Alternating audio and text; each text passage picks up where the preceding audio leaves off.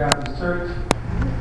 I come to present our young man and man of the year. Amen. Before I do that, I have a scripture that I want to read that's very fitting for both our young man and man of the year. And it comes from 1 Corinthians chapter 13, verse 7 through 11. Bear in all things, believe in all things, hope all things, endure in all things.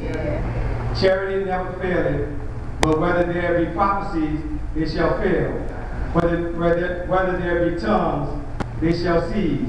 Whether there be knowledge, it shall vanish away. For we know in part, and we prophesy in part. But when that which is perfect is come, then that which is part shall be done away. When I was a child, I spake as a child. I understood as a child. I thought as a child. But when I became a man, I put away childish things. And it's perfectly fitting for our young man of the year, who's also we'll get into that later.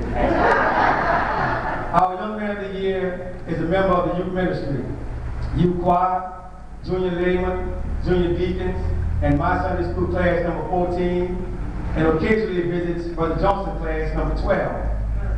Although he was born in the Asian Baptist Church under the leadership of the late Reverend Zebedee Bridges, he accepted Christ for himself, and he was baptized in the leadership of our great Reverend Kenneth G. Thibodeau.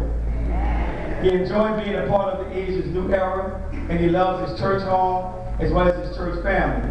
His favorite scripture is Philippians 4 chapter 13 verse. I can do all things through Christ who strengthens me. He's an honor roll student at Slidell Junior High, where he's a starting linebacker for the 5-year-old Tigers Boston football team. He was born October 10, 2000 to Kevin and Vontrell Pettis. He is the grandson of Charles and Mary Pettis, and Norwood and Rosalind both, and the late Victor Rushton Jr. His favorite pastime is attending family gatherings, being with his cousins and friends, playing sports, and most of all, fighting with his little cousin Carmela. This young man exemplifies the characteristics of a Christian young man, both in and out of church. Our young man of the year is none other than Kobe Matthew Pettis.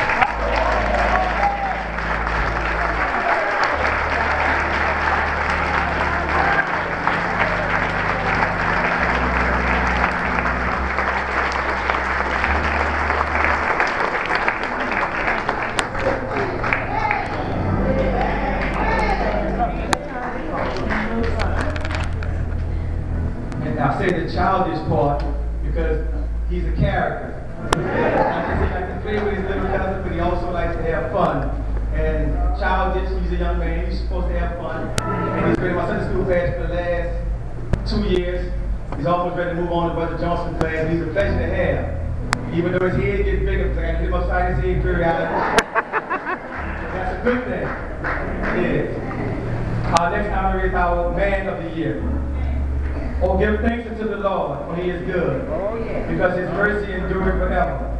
Psalm 118, verse 1. This is one of the favorite verses of our honoree. He was born on November the 15th, 1932, and is a retired Marine veteran. Hoorah. His favorite song is Truly Committed. All right. He has worked as a longshoreman supervisor for 35 years and is a diehard Saints fan. He loves to play dominoes and is a truly fishing warrior. He is the oldest living son of the late Alex and Evelina Williams and the brother of Sister Lucille Knight. All right. He joined the Asian Baptist Church in 2006, where he's a member of Sunday School class number 8, the male chorus, hospitality committee, and the culinary committee, which he enjoys making coffee for the pastor and church members each Sunday morning, and feeding the homeless along with the mission ministry.